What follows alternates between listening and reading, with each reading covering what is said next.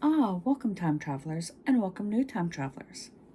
As always, if you're new to this channel and enjoy learning about history, one event at a time, then don't forget to hit that like button, comment, and subscribe. Without further ado, let's get into it. Today we're going to start in 1513 when Spanish explorer Juan Ponce de Leon landed on the coast of Florida. On this day in 1613, King Charles II of England officially proclaimed the charter he had granted in March to William Penn for Quaker colony of Pennsylvania in North America.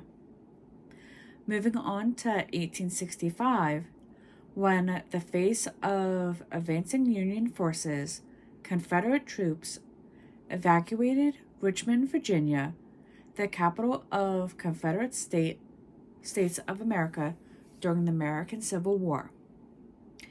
In 1891, German sculptor and painter Max Ernst, who was a leading advocate of irrationality in art, was born. Our next stop will be in 1914 when British actor Alec Guinness, who was known for the variety and excellence of his stage and screen characterizations, was born. Now, 3 years later, in 1917, U.S. President Woodrow Wilson asked Congress for a declaration of war against Germany. On this day in 1942, 3 soldiers were slain and 5 others were wounded in gun battle between Nero and white troops at Fort Dix, New Jersey. 1960 brought us France and USSR signing a Paris Agreement on trade, scientific and cultural exchange, and for cooperation in peaceful uses of atomic energy. A year later, in 1968, 8 years later, in 1968, Stanley Kubrick's 2001 A Space Odyssey had its world premiere in Washington, D.C. It became a classic, setting the benchmark for sci-fi films.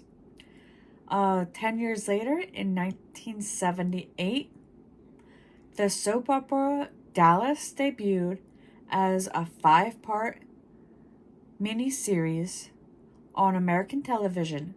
Hugely popular, it became a running series and revitalized primetime dramas. Moving on to 1982, when Argentine troops seized the Falkland Islands, participating the Falkland Island War with Great Britain. Our next stop will be in 1992, when American organized crime boss John Gotti was convicted on 13 criminal counts involving murder of Paul Castellana and others, racketeering, and obstruction of justice, was sentenced to life in prison. 3 years before the turn of the century, in 1997, the state of Michigan reports 153 cases of hepatitis traced to strawberries imported from Mexico. And several other states are also at risk.